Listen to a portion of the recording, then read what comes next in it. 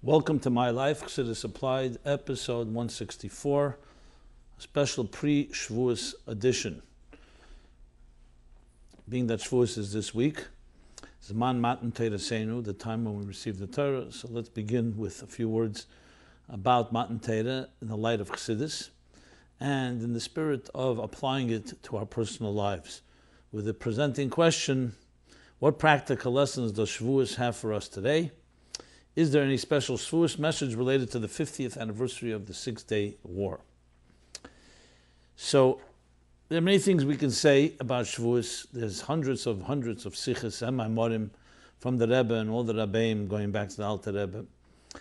I thought it appropriate, since there's a letter that came my way from Tovshin Lamed Gimel, a letter in English written by the Rebbe Rashbi to someone who sent in a charitable donation and contribution to the Rebbe's pu'ulas and activities.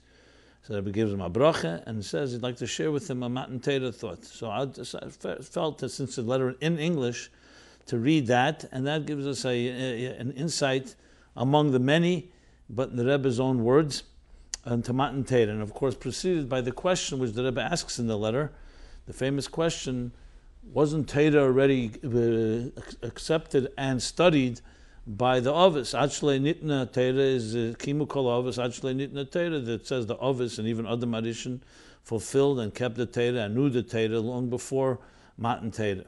So what was the Chiddush, what was the contribution, the innovation that happened 26 generations after the creation of the world? Which of course begs a second question, which the Rebbe doesn't address directly, but I'll try to address it after I read the Rebbe's letter. Why Taka was the Torah not given right away? Since we say Bereshis b'shvil Torah b'shvil Yisrael, that the Bereshis, the world was created for Torah, and the way we fulfill the purpose for which creation was created is through the Torah. So why wasn't it given straight to Adam and Chava as soon as they were created?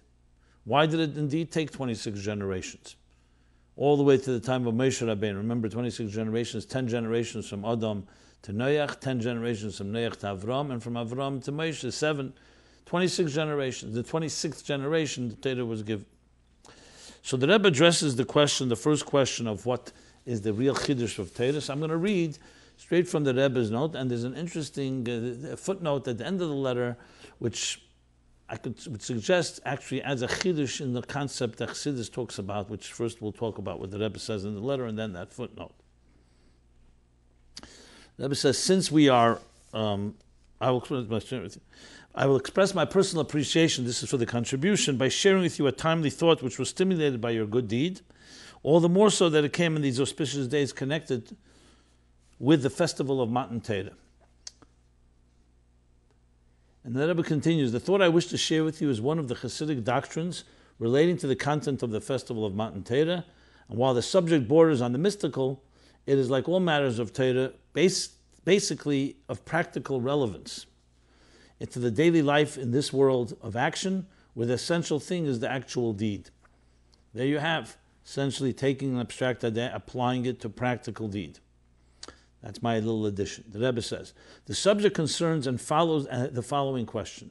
In light of the fact that, as our sages tell us, that the Torah had already been known and studied for many generations prior to Mattan Torah at Sinai, and that indeed our patriarchs Avram, Yitzchak, and Yaakov conducted a yeshiva where the Torah was studied, a yeshiva that was maintained even through the period of bondage in Egypt. What was the basic purpose of Mattan Torah at Sinai? And why was it only with the receiving the Torah at Sinai that our people became a unique and holy nation among all the nations of the world? That's the question. Addressing himself to this question, the Alter Rebbe, the founder of Chabad, and his successors after him, gives us the following explanation. The study of the Torah, this is all part of the letter, I'm reading word for word. The study of the Torah and its infinite wisdom being derived from the infinite, however ardently and diligently it be studied, and not merely in the abstract, but with commitment to its values and tenets, will give the student profound concepts and insight into the greatness of God and His creation. But the effect of such Torah study may nevertheless be confined basically to the spiritual realm and spiritual life of the Torah student. In other words, it did not per se transform the material aspects of the person's daily life. his eating and drinking and other mundane activities, to make them part of the realm of holiness. Furthermore, while it is to be expected that under the influence of dedicated Torah study, a person would be moved to give expression to his deeper awareness of God and of the majesty of his creation, and consequently, by way of example, gives tzedakah to a poor man out of a deeper sense of affinity with God's creatures, nevertheless, such resulting deeds may still remain within the experience of the neshama, while the body remains body. As our sages expressed it on a higher level, the heavenly beings do not descend to earth, and the earthly beings do not ascend to heaven. To be sure, as long as the individual was immersed in the spiritual realm of Torah, he would not, of course, do anything which would be in conflict with it, and would also act positively in harmony with the Torah. This indeed was the case with our patriarchs, who throughout their lives were chariots, vehicles for the divine Shekhinah on earth, practicing righteousness and benevolence all the time. But those who could not maintain such a state of consciousness throughout their waking hours lived in a dichotomy of two worlds, the spiritual and the material, to the extent that one or the other was the predominant factor. The life of the individual and of human society at large was subject to fits and starts and internal contradictions, and conceivably the world could become a jungle, as history has shown in bitter fact. While Mattan Torah accomplished is symbolically what Mattan Torah accomplished is symbolically expressed in the Torah when God descended on Mount Sinai and Moshe Rabbeinu ascended onto God. At that great moment of Mattan Torah and henceforth, the Jewish people have been given the power, by means of the Torah and mitzvahs, to do away with the separation between the spiritual and the material, through the spiritual acting upon, pervading, and permeating the material, so as to essentially transform the material into the spiritual and merging them both into one harmonious whole. The Jewish people became one people on earth, which in the Baal Shem Tov's interpretation means one people in earth, i.e. bringing unity also in earthly things. By virtue of the Torah which the Jew studies and the mitzvahs which he fulfills in his daily life, the physical body and animal soul become refined and purified, so that they too are absorbed in holiness and become holy.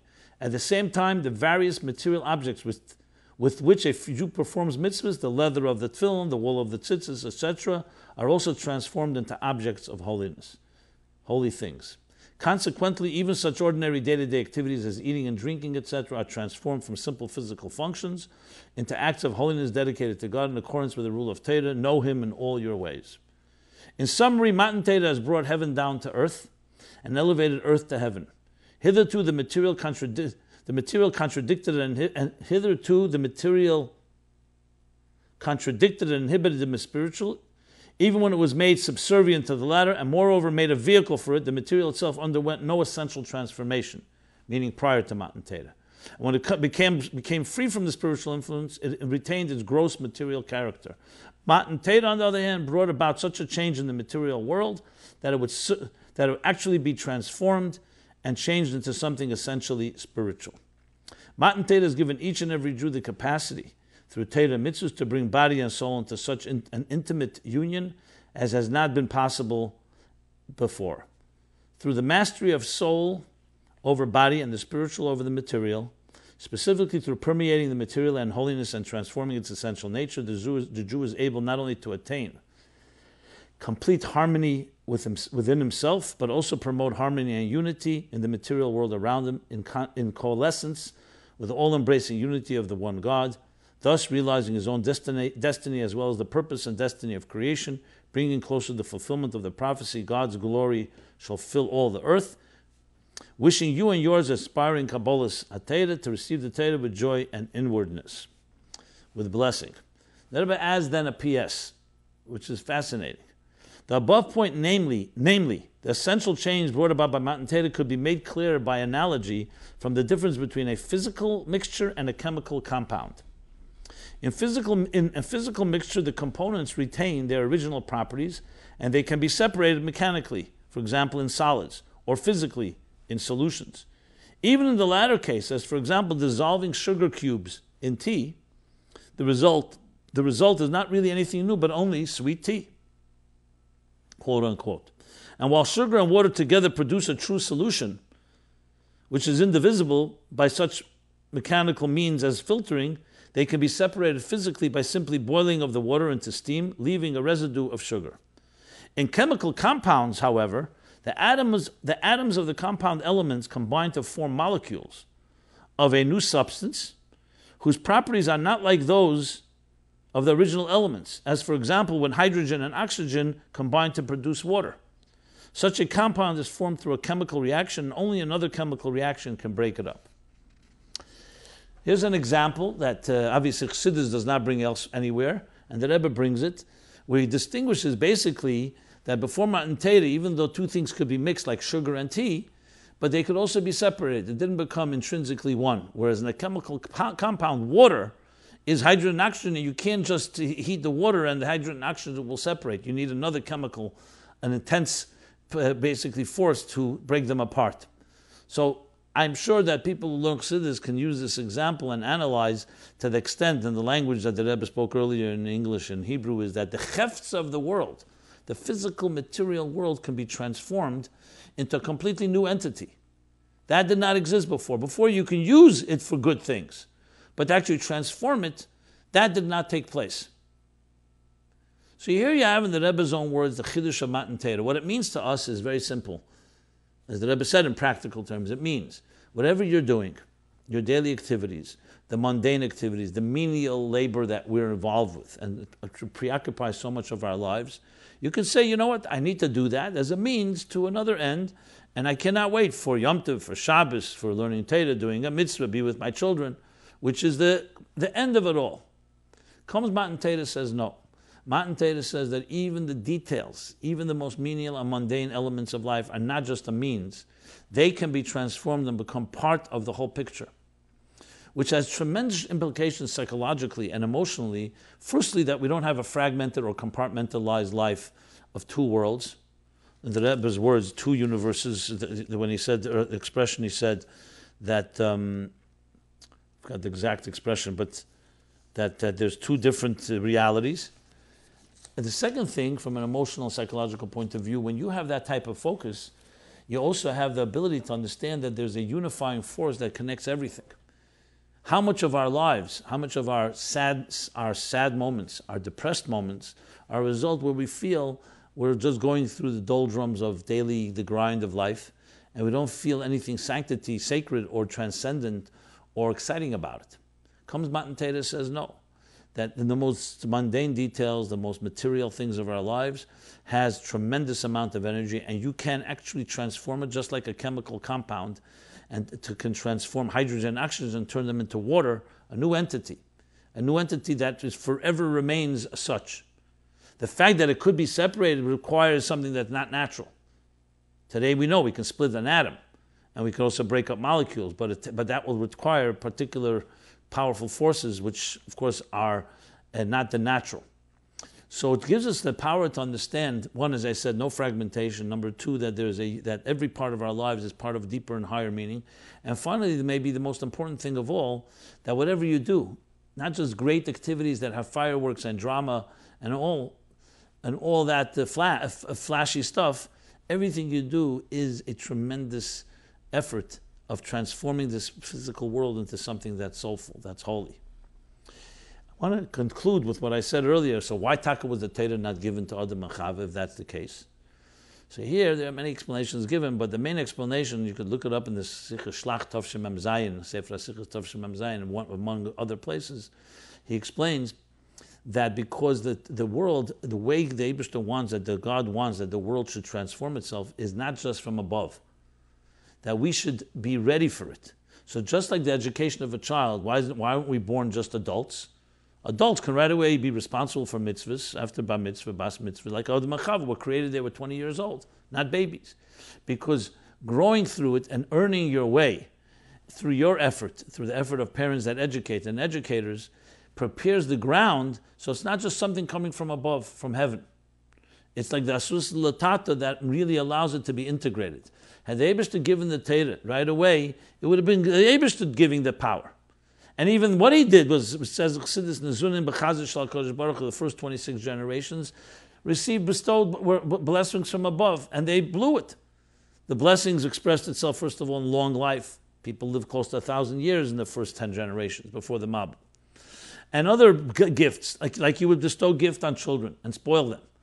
And they didn't appreciate it. They ended up destroying the world with the flood. So the Eibishter says, no, I won't give the Torah in the beginning. I'll let it be earned. Let them go their course. And we know, of course, from Basiligani brings the Medrash, the famous Medrash, that after the descent of the tree of knowledge, eating from the tree of knowledge, came the other 6 descents, until the point that the Shekhinah was removed to the 7th heaven. And Avram Avinu, Momata Lamayla, he wasn't taught. He grew up in a home that was a pagan home, an idolatrous home, a father that was a manufacturer of idols. He came to his own discovery and slowly discovered what God is about. That prepared the ground, and the Eibishter says after another 6 generations until Moshe, they prepared the ground, including going through the oppression and the challenges of Mitzrayim. That was like the Kur HaBarzel, like a furnace that hardens the metal. That now they're worthy and they're able, now they receive the Torah, it'll be part of who they are. Of course, you have to qualify. The Gemara then says that still was not complete until Purim, when it was really completely received, because Mattan Torah was still some form of Mamayla Lamata, Kof Aleim, Har Kegigis, in a way God compelled the Jews. And they could always have Medah, Rabbi Larais, they could always have a complaint. You compelled us to take it. But it all emphasizes the Malveda Matla Mile and the necessity for our being part of it, which just makes the journey so much more exciting. And realizing Shavuos coming is that we are charged with changing the destiny of the world. We have the power to transform the universe. It's not just that we bring spirituality into it. We can take a material world that is initially in its own domain, separate and dichotomous from the spiritual and the soulful, and create transcendence from matter. In a sense, using the Rebbe's analogy of the chemical compound, I thought about it that Einstein, E equals mc squared, that energy and matter are reversible, we know today. Essentially, in the language of Chassidus, is that the Gavshmis, matter of this world, can be turned into spiritual energy. So long before Einstein, we have that concept, and confirmed by the Rebbe's Moshel here with the example from the chemical compound, that we actually transform, and not just a temporary state of sweetening tea, for example, with sugar, where even though they combine, but they're very easily also separable.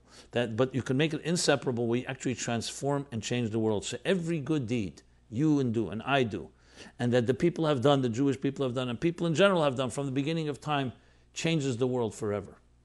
That's a tremendous statement, that your an action changes the world. It may be subtle, it may not be visible to the material eye, but it changes the world. And that is a tremendous lesson that Chassidus teaches us, also on the impact and the importance of our actions. Not just to be good people, but also because in our hands lies the destiny of the world. And as the Rebbe says, the conclusion would be, with Nigla Kved Hashem, when the glory of God will be revealed in every part of this world, we'll shout out and cry out, I am part of a divine composition, a divine symphony. So that's the Mattan Torah beginning, and that will focus on Shavuos, which I hope can be a lesson for all of us as we teach our children why is Shavuos relevant. And as the Rebbe encourages that take even the youngest children, even newborns, to shul to hear the 10 Commandments, Aseres Hadibris. Why is it relevant? Besides hearing what the Eibishter gave us, the Torah, which of course is the Iked, but also giving us the mandate and the power, the empowerment to change the world, teaching our children, you can change the world, you have that power. How much could that preempt of people children growing up and walking around, what am I supposed to do with my life? I'm bored, and looking for all kinds of distractions, healthy and unhealthy ones, when they know that your every step, every move you make is the power to change the destiny of existence. So with that, let us go to the question about the 50 years from Mattan Torah. Any special Shavuos message to the 50th anniversary? So going back to the Rebbe's talks 50 years ago, both pre-Mattan Torah, pre-Shavuos, Pasha Bamidbar, and then Shavuos, of course, you see, by the Rebbe, it was, we say that by Mattan Torah was a Kel Shefer. As Rashi says, Heilichem is Gabe, that it got stronger and stronger. There was a Shefer. And the Rebbe says that he believes that that the 6-day war was the V'hoye b'yemahu Yitaka b'Shefer Gadol, not just Shefer Stam, not just a regular Shefer, a great Shefer. So 6-day war, the Rebbe is very clearly declared as being the call of the Shefer, which of course is immediately reminiscent of the Shefer of Mattan Torah, happening literally within days of Shavuos, that the Eibishter called up to the Shefer through the miracles and the blessings and the gifts that we were given in that war.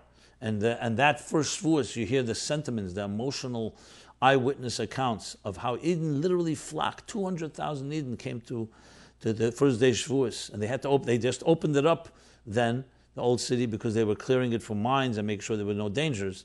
200,000, and the way the accounts of all the newspapers, the most right wing and the most left wing, Haaretz, New York Times, look at those accounts, the euphoria, the awakening of that Shefer that awakened so many.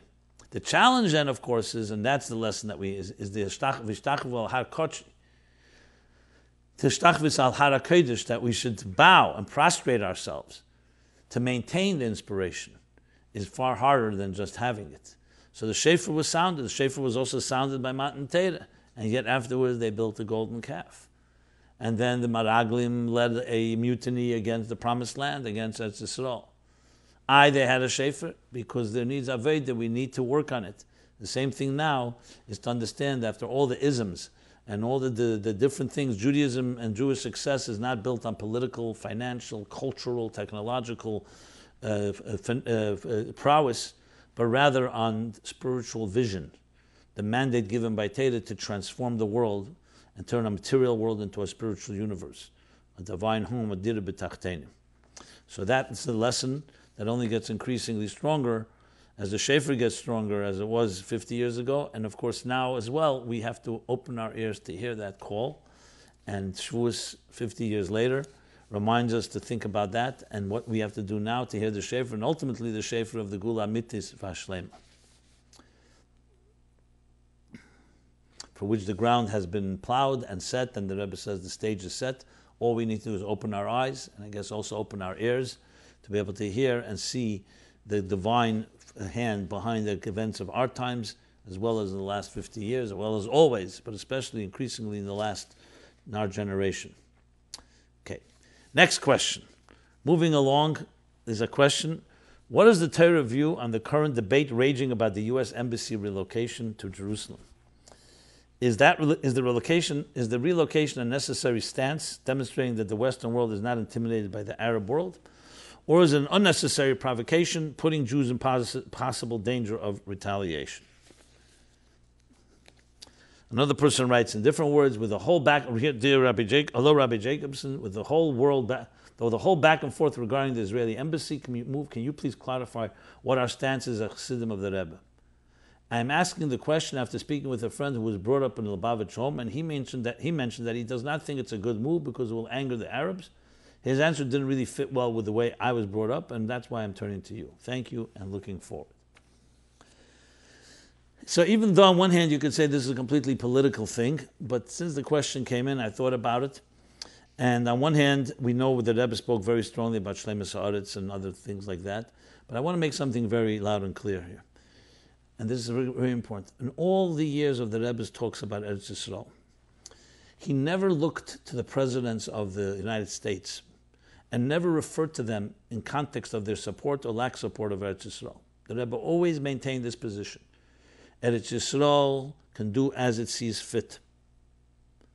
And even if some people will yell and scream, you should still do. America is a very profound ally. Even for the outside, they may yell and scream about things. Do what you have to do and you'll have the support. He spoke about presidents of the United States in context of their position to spread Sheva Mitzvahs B'neiach, the idea that there is the eye and ray of Eizon Shamas, eye that sees and the ear that hears, the moment of silence. You look at all the sikhs in the 80s and the 70s, that was the theme. Education, the focus, as I said, on a moral vision, built on the principles of Torah. Sheva Mitzvahs B'neiach. You never will hear a connection to that. When people ask the Rebbe, he never said, vote for this president because he's more pro-Israel or not. What's the point I want to make? This decision about moving the embassy to Jerusalem, though it's full, it definitely touches a chord and touches a nerve because everybody feels it's a show of support. But this is not where it lies. This is the United States that make its political decision ahead of Dahin. From a Torah Chassidic point of view, we have to look at one thing. What is Jews doing with the gifts we were given in Eretz Yisrael? But even if the United States does not move the embassy, does that change what Eretz Yisrael should be doing? Absolutely not. If they do, and for them it's fine. This is not where the battle should be fought. This maybe is a symptom at best. Now, I'm not putting words, obviously I'm not going to say what the Rebbe would say, because the Rebbe, I don't know if it was asked this question about the embassy, so I'm not speaking the name of the Rebbe, because I can't speak on his name, but I can speak of the general philosophy of the Rebbe and the approach. This was not focusing on what America does or doesn't do. Obviously, the Rebbe encouraged America to support Israel with artillery and the military and all that. The Rebbe spoke about that. And of course wanted that because Israel is stronger as a result. But it wasn't the defining factor. The defining factor is what will the government in Israel do about its situation and their attitude to the land that God gave them. So in the end of the day, look, the embassy moved to Jerusalem. As I said, it happens, it doesn't happen, it doesn't happen. We don't know what's going to happen. But it's not the beginning and end of it all, because what you need is a lot more than that. You need to have a strong stand that will take a position dealing with negotiations out of strength, not out of weakness. That's the most important thing, the support of that. If the embassy move is a reflection of that, if Israel probably was not so apologetic and it was like absolutely clear, then maybe America wouldn't have all these questions. Maybe they sense themselves that Israel is not 100% so sure. And you could hear it in different statements made. But I'm not here to criticize that. I just wanted to point this out since the question was asked to me. Next question. Let me use this opportunity, of course, if you'd like to comment on this or other questions or have your own questions. And thank God they keep on coming. Just today I saw another 3 or 4 new questions. Just when I think that there's no more questions left, you surprise me. So please keep them coming. You send them anonymously, totally anonymously, to our forum at meaningfullife.com/MyLife, where you have all the resources. You have all the archives there, the ability to download them as MP3s, to listen to in the car or listen on the move, the ability to also to ask these questions, and you also will see there the essays of the 3 years already of contests, hundreds and hundreds of powerful essays applying Chassidus to life. So hopefully this will become a total movement that will transform and become a ripple effect, viral effect of really bringing your futsum and chutza in the way that the Rabbeim, that the standards that the Rabbeim expected of us. So let's move now to another question. Is there a difference between sadness and emptiness? So let's read the exact question.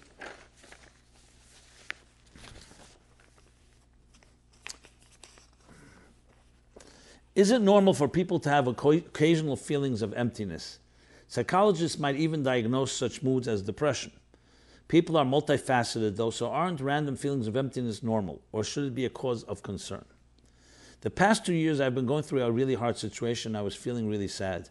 I went to a therapist. She suggested that I take medication for depression, and I got so upset when she told me this because I'm beyond against it. I don't think I'm depressed. I just think I'm feeling an emptiness in me, but I'm totally normal. What should I do? Okay. So first let me just address one thing in general about medication, not medication. We've talked about this, but perhaps important to emphasize yet again.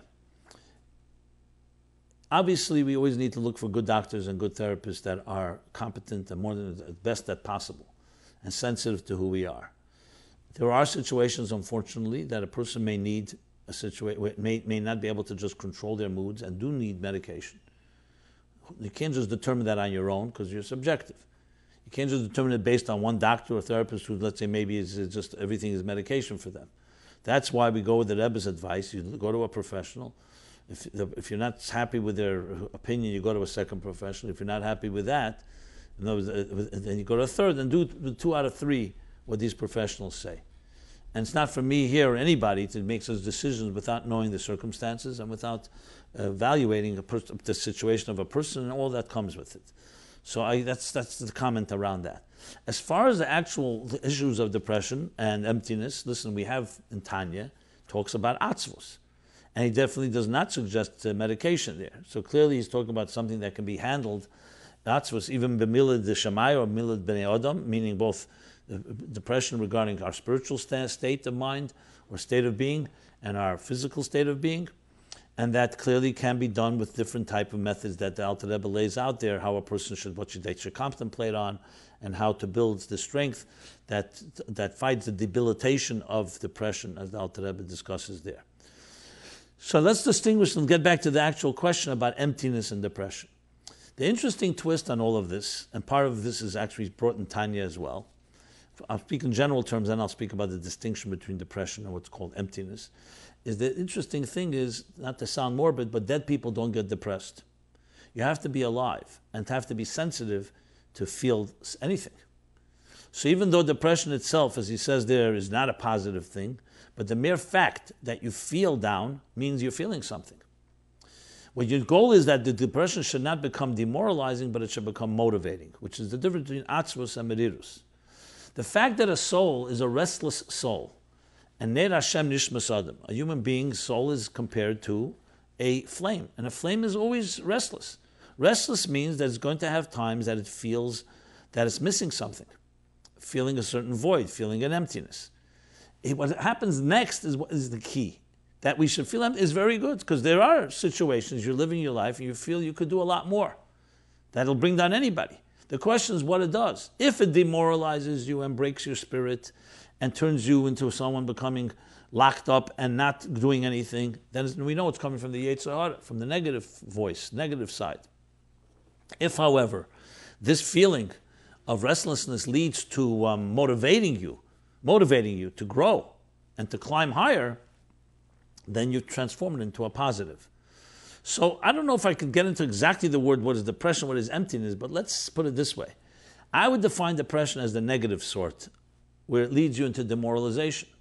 And emptiness can go either way. Emptiness means feeling that I'm not fulfilled. I'm not realized.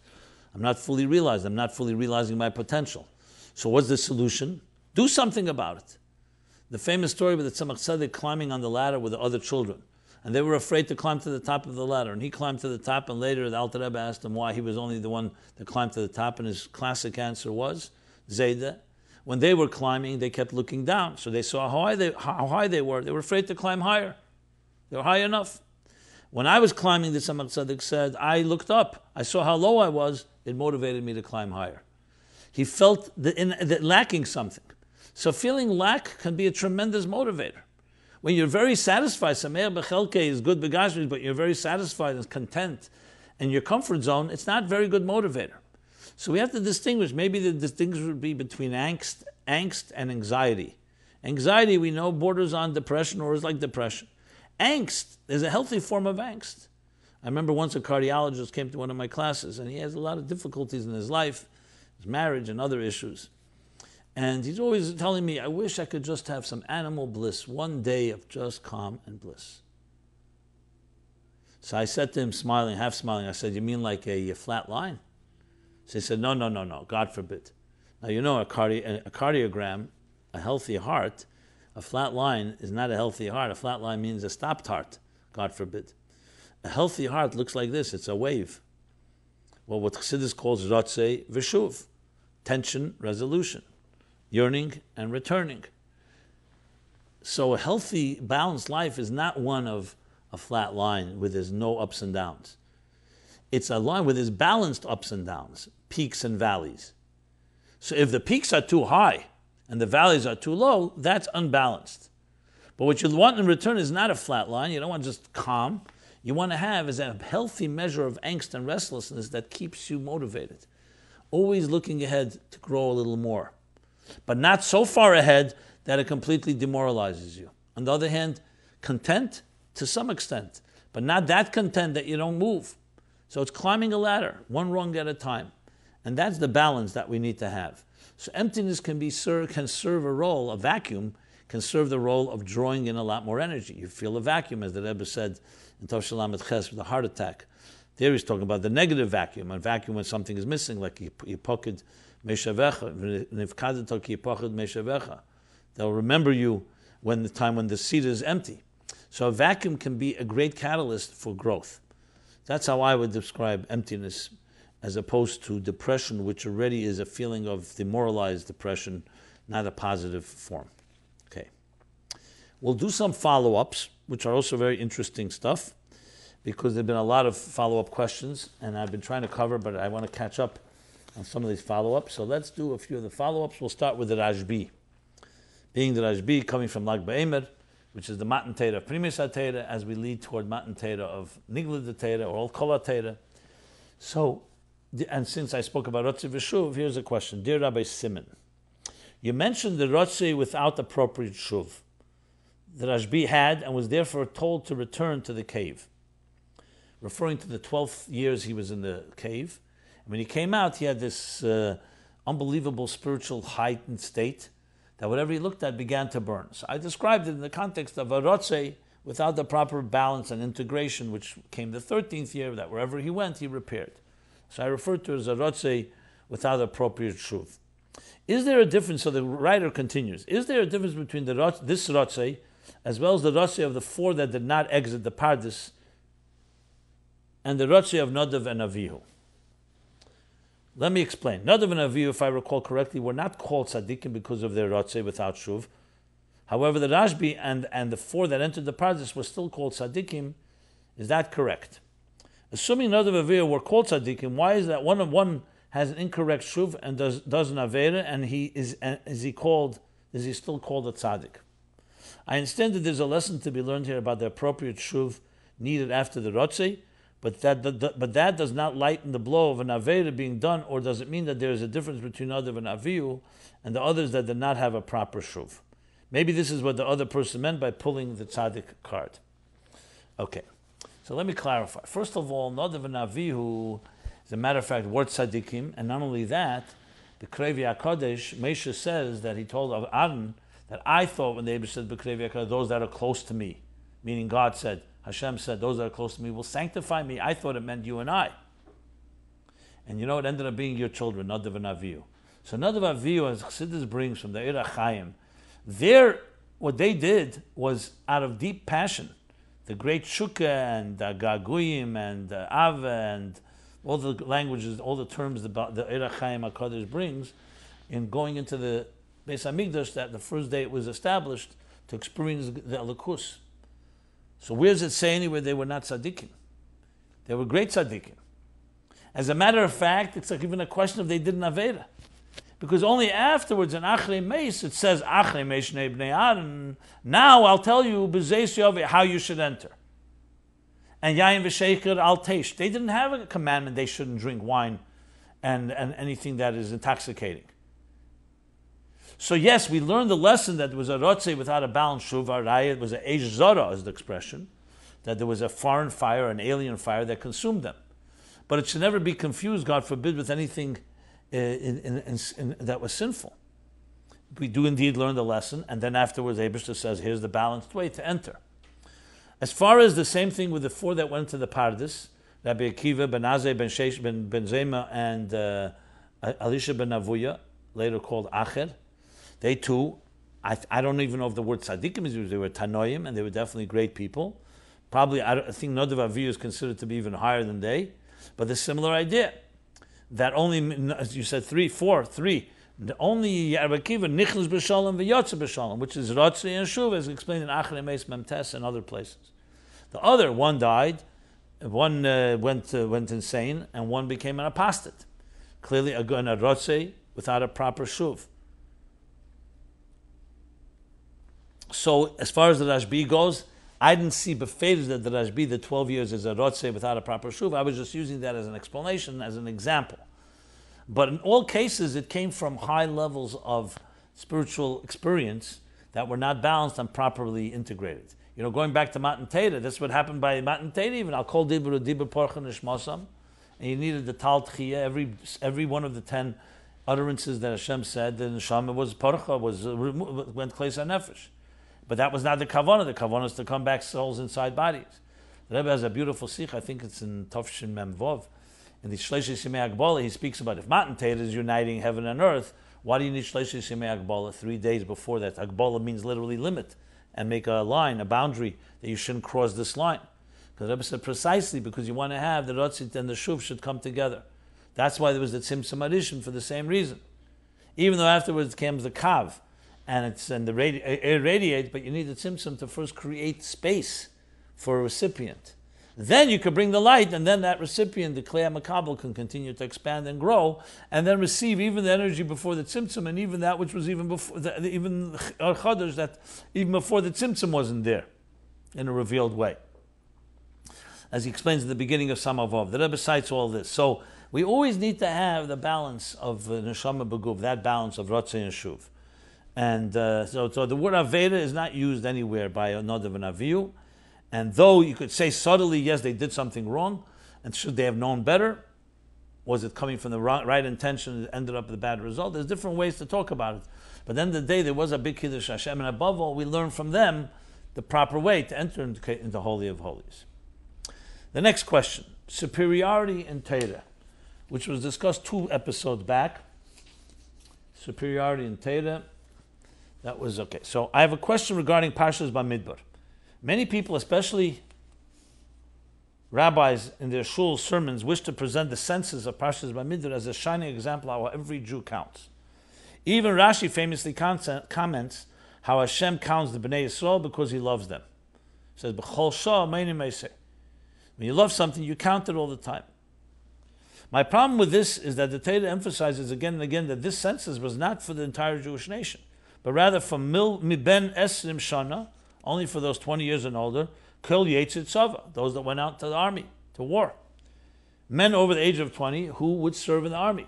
These words are repeated multiple times throughout the Parsha. It is made very clear that prior to entering Eretz Yisrael, Moshe needed to know how many people in each tribe would be prepared to fight in the wars of conquest. Why is it that people try to explain the census to be about the Jewish people as a whole? Women, children, and men under 20 and senior citizens are not included in the census. So why insinuate that every Yid counts based on the census? Very good question. I would love to hear from the listeners what you think. And so so I will reserve, I'll share one thought, but I would love to anyway hear from all of you. First of all, there's the Gashmistic element of a census and there's the spiritual. We know Torah has many dimensions. So it's true, technically, it was about knowing who's worthy to go to war. You need to have a census to know who to mobilize. So you know how to prepare for war. And that makes total sense. And that's not in any way taking away from the value of others, because Moshe Rabbeinu needed to know that. So just because he's counting people for the purpose of understanding what forces he has, remember we have to work b'derech hateva to know what kind of army he has, how to prepare for battle, etc., etc. That doesn't take away, that doesn't mean that there's no value to the others.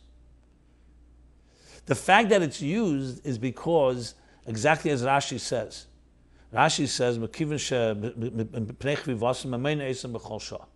because he loved them, that's why he counts each one. So here we get into the more deeper meaning of Minyan Bnei Yisrael, the 10 different times they were counted. And though you count, though the technical count is of the people who went to war, but the count in essence also means the value of each individual. That's not just about a war, and about each individual being valuable. So you could say, where's the actual count of the Jewish people in general? So there are commentaries that actually say that he did count them all. The focus of the count was the military. But the meaning of the count was to show the value of each individual and how every individual counts. Especially when you talk about the other minyanim. In the Torah, there's a few of them. There's one in here in Bamidbar, there's in Pinchas. And then there's the other minyanim that will be the minyan asiri. The 10th time will be when Mashiach comes. So there, it doesn't say that it will be only those that are soldiers, only for army. Everyone will be counted. Atam tluktu le'echad echad, meaning everyone, anoshim, noshim, v'taf.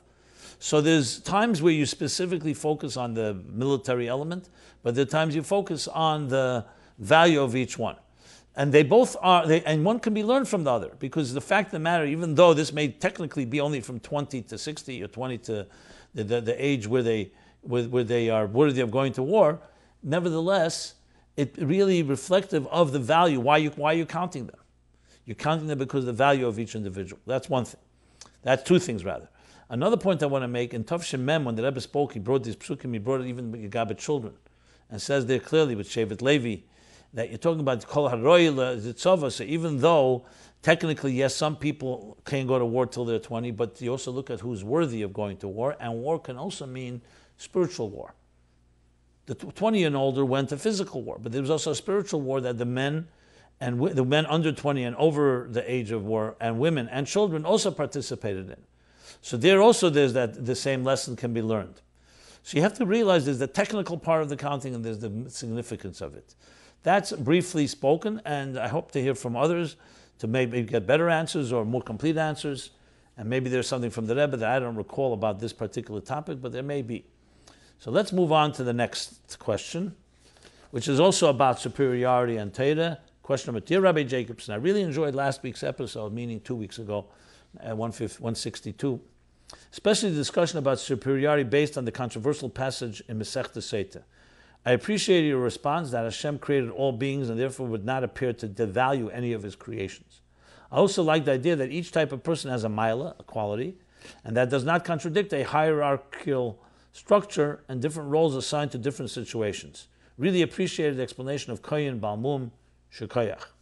My problem is that I do not think this response adequately addresses the Gemara in Seita. I think you mentioned that the Rebbe's letter was not connected to this Gemara, but to the topic at large.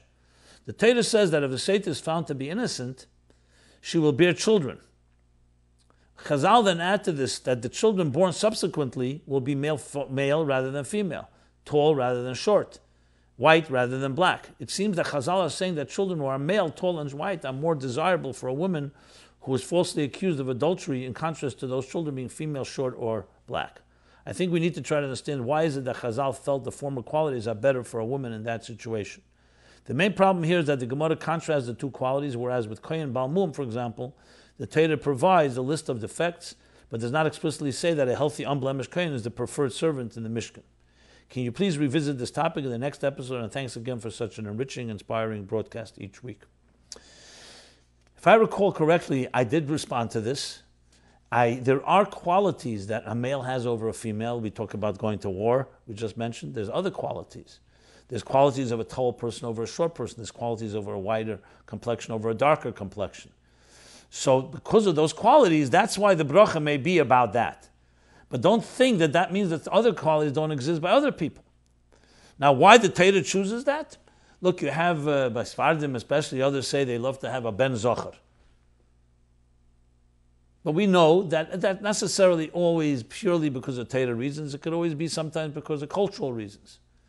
The concept of a ben, when we say Shalei Asani Isha, is not because the Isha is inferior, because a ben does have certain miles, whether it's more mitzvahs or other things that a ben can accomplish. But I think that's why I said before you get to the halacha and seita, the dinim and seita, you have to first establish, is everybody created b'tzelem elikim or not? Even the unbecoming person that says to the Tana, Lech l'umen shasani, go to the craftsman that crafted me, that shaped me, or even that person has that. When you learn about Avos Yisrael, is there more Avos Yisrael to a zocher than to a nekeva? More Avos Yisrael to a tall person than to a short person? More Avos Yisrael to a darker or lighter complexion? Obviously not. So many things in Torah, before you get to the understanding distinctions in a particular law, you have to first know the axioms. Muskal Rishon is, there is no such thing as superiority. Then in each situation, it could very well be regarding the situation here with children, a woman may want to have a male because of certain qualities a male has. But if God blesses her with a female, it's also a blessing. So I don't think it should be taken in that sense that this is the only quality and that's that. It's for whatever reason it's there, that's the reasons. It could be there's emphasizing those qualities as, let's say, first choice or first preference. A person could ask a bracha, as some people asked a bracha for a ben zocher, it should be a male boy. Some people had many boys and they asked for a bracha for a girl. So I think it has to be taken a lot more less than so literal as opposed to understand, and in context of the general value that everybody has, which then, of course, begs the question, how could Tzelem Elikim? Everyone's a Tzelem Elikim. Why would suddenly a tall person be better Tzelem Elikim? Obviously not. But in that area, and I read then the letter from the Rebbe, and I think if you go through it, you see, and I think it's really about the axioms that have to be understood better, and then you look at this and it doesn't have that same quite effect as if you only learned Seita and knew nothing else about what the Torah says about men, women, about tall and short, and about dark and light and dark.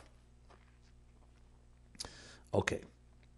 I'll add one more thing to this, that sometimes when you talk about these features, you're not always even talking about physical features, you're talking about dispositions and personality types, like often masculine energy and feminine energy. So masculine energy has big miles that feminine energy does not have quite as much. But then this feminine energy has miles that masculine energy doesn't have. So you're talking in a world where ish darke lichbish, for example, a world in a tough world, yes, a man has certain powers to protect and certain powers of strength that a woman may not have that work well in a hostile world, in an angry world. But a woman's qualities, you say in the Kevet to Save of Governor, Mashiach's times, the feminine qualities are far more superior. Just to give you an example, so it all depends on the context. Okay, let's go to the next question. The next question is, When to give.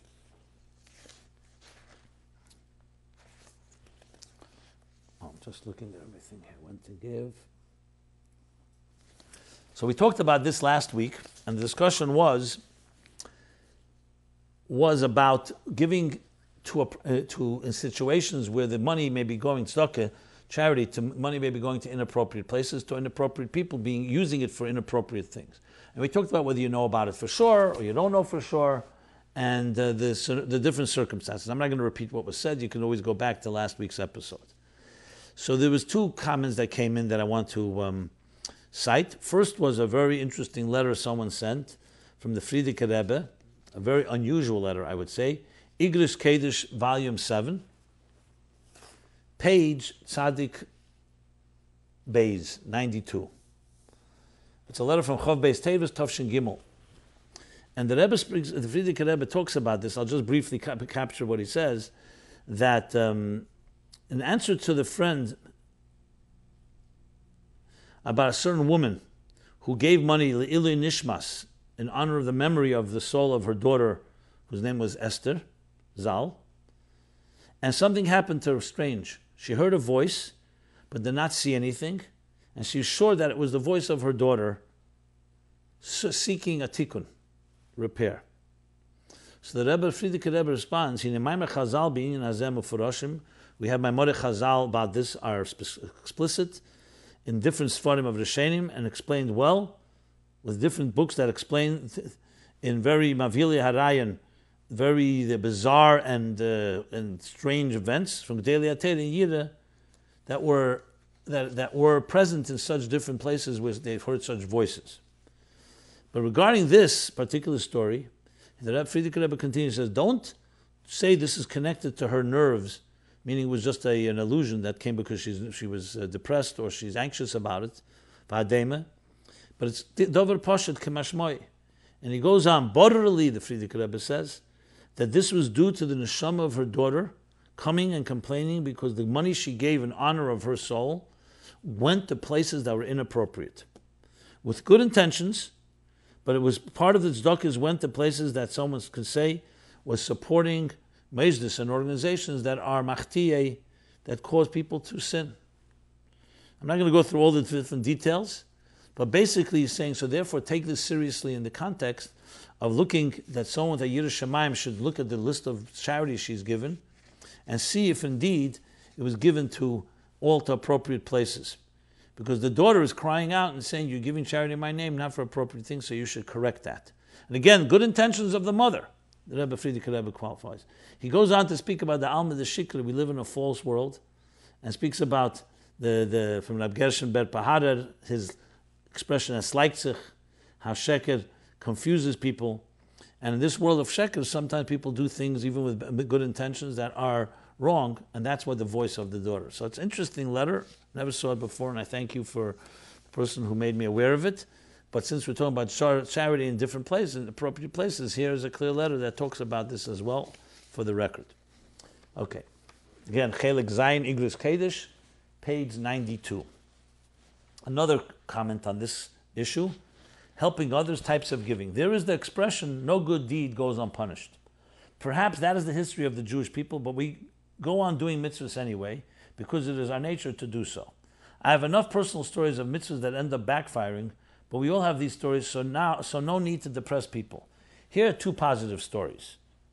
Many years ago, late on a Saturday night, when I worked in addictions counseling, I came across a tall black man, a drunk, asking for money. Instead, I sat down with him for dinner and then asked him if he had a place to sleep. In what was a topsy-turvy event, this man agreed to take a ride with me to a shelter. As I drove him over the Mississippi, the Illinois-Missouri state line, he started to get a little scared, and I was able to calm him down. I took him into a very dangerous black ghetto where I worked as an alcohol detox counselor. The man ran out the next day, but before he could leave, he was introduced to the topic of sobriety. I feel to this day that I opened the channel for him to a sober life. So this is all context of charity of different ways. Instead of giving money, he went and actually helped him. Number two, another story. Just this week, I received the best resignation letter I ever could hope for. I had provided a 50% scholarship for a worker, the son of an illegal Mexican immigrant, to go to Washington, D.C. for a summer legal internship. Later, I wrote a glowing reference letter. There was a time during this young man's employment when I felt no good deed goes unpunished, but I had faith in this young man, and now he has received a full scholarship to attend law school. Did I open up a channel with a mitzvah? You bet I did. Mitzvahs involve trust that what you are doing is the right thing, often independent of knowing the outcome. I think this is true faith and what giving is all about. To me, true Chassidus is about nurturing the soul to emit good energy, even when the only thing present is a blade of yellowed grass, a faint heartbeat, a reflected light in an otherwise dark cave. Okay, very eloquent, and thank you for that. I'm really talking about the intention of doing the right thing and the right with a good kavanas could lead you the right place. And yet we still have to have discretion, as I just quoted cited from the Frierdiker Rebbe's letter. Good. So let's see, where are we here? There are plenty more follow-ups, and I wish I could do more, but I think I should do is, let me see here. It's more about the strike. It's more about enjoying God's world and understanding narcissism. So let's just do the understanding narcissism one, and I'll leave the other two. Hopefully I'll finish it next week. Hi, Rabbi. I listened to your call last week regarding people suffering from narcissism. This again is back in episode 162. I was thinking that the opposite of narcissism is not humility, but rather acknowledgement and appreciation of others. He was trying to cure himself through crushing himself by paying more attention to those close to him.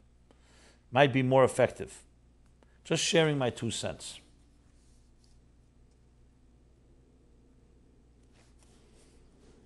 Not sure what that last sentence meant. Well, thank you for that. And yes, I agree, narcissism is more complicated than just saying it's about arrogance.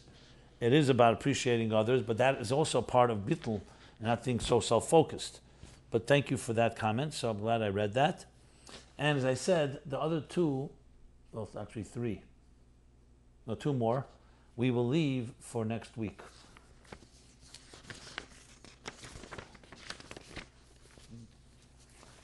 One minute here.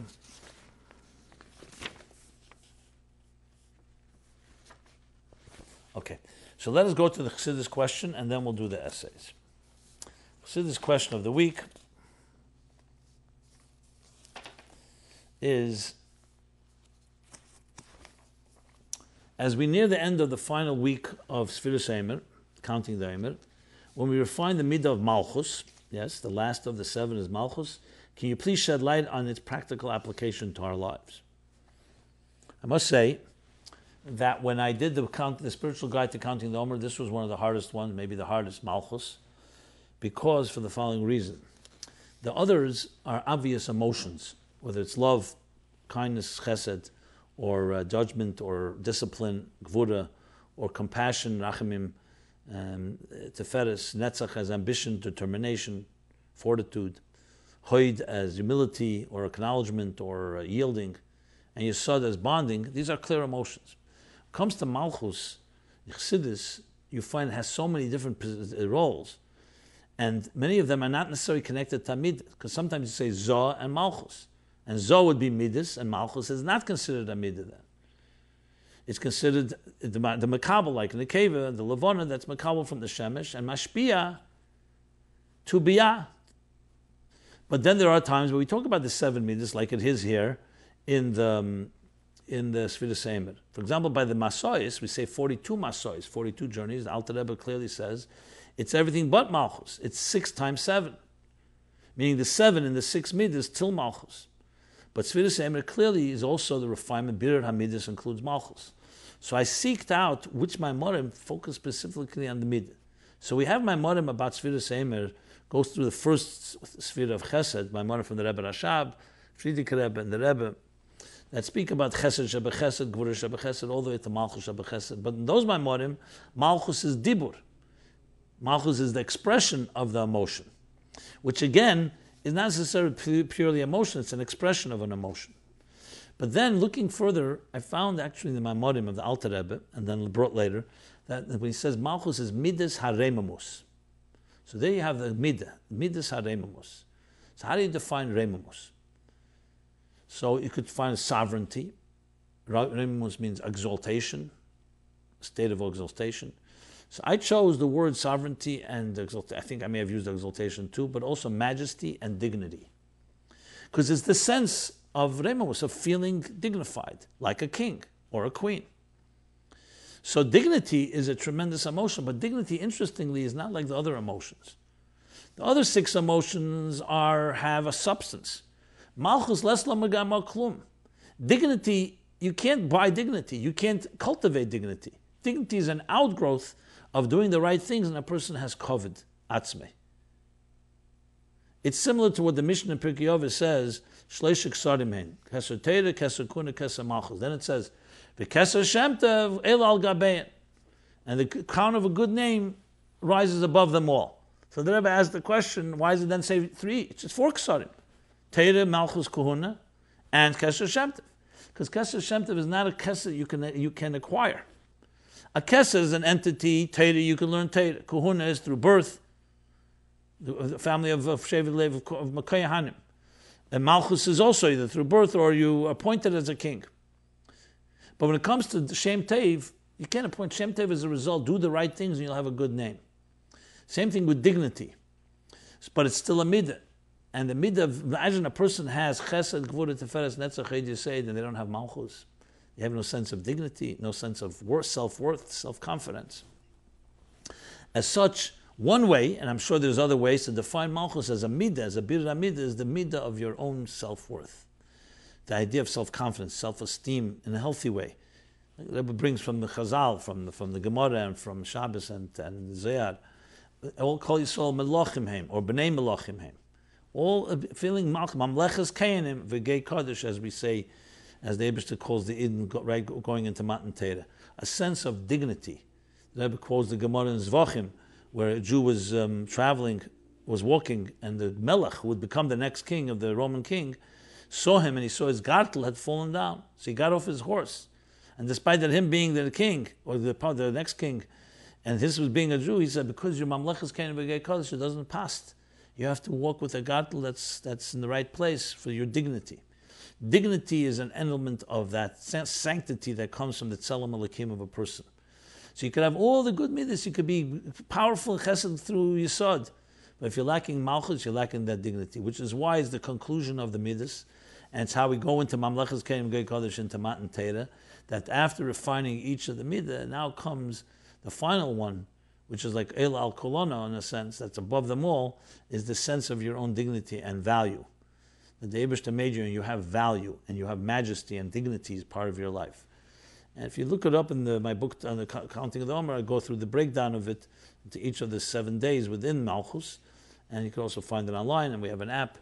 But this is one application. If someone has other ideas about applying Malchus, by all means, but clearly it's one of the most important things for us and for our children is to bestow upon each person you meet a sense of value. You matter. That you matter and you're valued. And you and your choices are important because you're a melech or a malka. Okay. With that, let us go to the essays. This is all essays written for this year's latest contest, 2017. The essays can be received if you subscribe to our weekly newsletter, our weekly roundup. And it's easy to subscribe again at meaningfullife.com. Just go on the homepage and subscribe. And there we send out the new essays that are constantly being posted. All of them fascinating. Or go to the MyLife page, landing page, meaningfullife.com/MyLife. And you can find the essays as well. So essay number 1 is called All Fun and No Joy, The Paradox of Life in the Postmodern Era by Yossi Grosbaum, 36 years old, Shliach of Folsom Chabad, Folsom, California. He's actually a winner, one of the finalists in the second year's contest, I believe. But here he's also in the top 20 or top 25. And his essay is about this. We have more convenience today than ever before. Forgot to buy some household supply or ingredient, you can have it delivered to your doorstep in less than an hour, and so on. Yet we are as a society deficient in joy. People feel bound by technology, they feel constrained by their lives, and they are more anxious than ever. What is this, and what can be done about it? This essay will explore the foundation of the Chassidic approach to joy, and how can it provide the antidote to our fun-filled but often joyless postmodern experience. He goes first to analyzing the pitfalls of modern life, then, of course, introduces Part of it is the self-centeredness directly diminishes joy. And brings two reasons for this. How expectations breed unhappiness, and self-absorption leads to dissatisfaction. And the solution is, from Chassidus, humility. Be very humble, not just humble. Chassidus talks about Moshe Rabbeinu being the humility of Moshe as the paradigm of humility. Moida'ani as a key to humility, empowering and energizing humility. Other-centeredness, meaning on others and on Hashem, combats self-centeredness. And he goes through 3 steps to have this humility dance, remembering the source of our blessing, recognizing our central role in achieving the purpose of all existence, shifting the focus away from what we need to focusing instead on helping others. Very well done essay, excellent essay, and thank you for that. Next essay, To Find Meaning, One Must Make Meaning, by Bensi Aftzon, 29 years old, Lubavitch Center, creative director, Balakinwood, I think, Pennsylvania. If I pronounced it wrong, so be it. It's spelled B-A-L-A, and second word is C-Y-N-Y-D. I think it's Balakinwood, if I remember. Anyway, this is To Find Meaning, One Must Make Meaning. About this, there is no question, he begins. In today's digital age, the average person is exposed to more information than ever before. What happens across the globe is known before it can be referred to in past tense. One would think this interconnected, hyperlinked reality is a golden era in man's time-worn search for meaning. After all, space and time have been compressed, and the answer to this question, wherever it may be, is like for any question, only a click away. But the truth, both self-evident as well as corroborated by analysis, is that the answer is in many ways farther now than ever before. And he goes on to speak about the idea of meaning in our lives, and basing it on one of the Rebbe's Shimas that he wrote over the years, comparing it to Dr. Viktor Frankl's Psychology of Meaning. And the Rebbe begins with the idea that nothing in this world is created for naught. So he says this essay will argue that today's world of whizzing data may in fact be the most exciting and promising chapter in the long-time quest for meaning. However, you have to find the meaning in that data, not just as that as an end.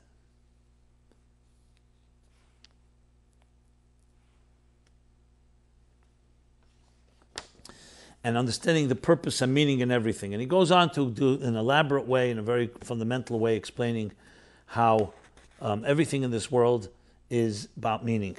One needn't be a great student of history to know that even before these wars, the world, at least intellectually, was in the grips of nihilism, a school of thought that believed the traditional values had run their course, had in other words exhausted their value. The quickening changes of modernity that ruthlessly upended the old way of life brought with it new questions that seemed to run far ahead of any compelling answer. It was against this backdrop that the Rebbe wrote this fragment, this means this Shema in the time of World War II, in which he argued that even in such a world, meaning was to be found, and was to be found by being made. And he continues on, again, paralleling it with Dr. Frankl, who the same simultaneously was developing some similar ideas. And the Rebbe arrives, after laying out his 3 axioms of purpose, the Rebbe arrives at this astonishing conclusion. Because everything in this world has a purpose, to serve as God's ultimate purpose, and because his purpose is fulfilled only by man, it follows the world realizes its purpose only by man knowing the world. The objective world is saved by man's subjective experience. In other words, it isn't enough to say that everything in this world has a purpose, but one must say more. Everything that man comes to know, the particularly idiosyncratic way in which he or she experiences the world, also has a purpose. And then he concludes with obviously practical applications, and again, a very serious essay, much sources and footnotes. Well done. Finally, the 3rd essay, Love, the Basis of the Torah, by Rachel Cohen, 19 years old, Leeds, UK. Life issue, low self-esteem. Children sing it, teachers discuss it, parents enforce it. Day after day we recite this name, the same verse of Hareini. I take upon myself the positive commandment and you shall love your fellow as yourself. Goes on the Yesod of Avos Yisrael.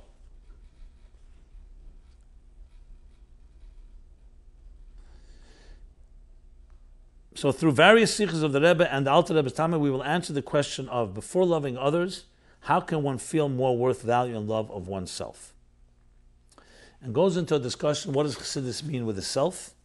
starting with Adam and Chava, Adam and Eve. In 3 steps, talks about Adam and Eve, the tree of knowledge, how the awareness, self-awareness, and what means self in service of God. Then the second thing to remember that everyone has to recall Yetzias Mitzrayim, the exodus from Egypt, and then how to leave Egypt, the limitations. And finally, step 4, when we focus on the spiritual versus the physical. I shouldn't say finals, I should say step 5, is once only we have been freed from Egypt, do we have the ability to reach the giving of the Torah. So he uses this structure of the Torah, of how we understand the self and how we develop a sense of self, which of course gives us the basis to love others because we have a healthy sense of our own sense of self. Okay, this is also a great essay, and with that we conclude with the essays, and we also conclude this episode 164. Let me conclude with the bracha, the famous bracha the Rebbe would give in the name Frierdiker Rebbe, that everyone should have a Kabbalah Satera b'simcha b'primius. The Rebbe explains simcha and primius based on what we said at the beginning of this episode. Simcha, of course, that Torah is not some type of yoke, but it's a simcha because you're fulfilling the ultimate mandate, the greatest gift, that you can fulfill the mandate of God's plan in this world, and you specifically have your unique way of doing so.